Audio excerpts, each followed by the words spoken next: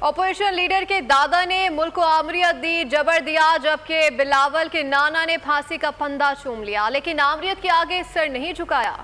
راجہ پرویز اشرف کا قومی اسمبلی میں خطاب، کہا آپ چاہتے ہیں آرمی چیف اور چیف جسٹس کو متنازع بنا دیں، ایسا نہیں چلے گا۔ 25 کروڑ لوگ آرمی چیف کے ساتھ کھڑے ہیں، اتفاق رائے ہو سکتا تھا، لیکن آپ اتفاق رائے پاکستان اور آئین کے دشمن ہیں۔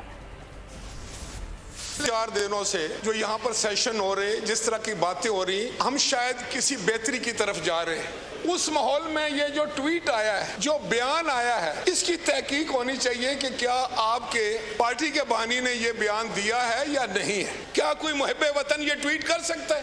آپ کا اگر آرمی چیف کنٹروورشل ہے، آپ کا چیف جسٹس کنٹروورشل ہے، تو کیا ملک ہے پھر یہ؟ کس طرح ملک چلے گا یہ پھر؟ خدا کا خوف کرو آپ لوگ، پہلے سیاست سیکھو۔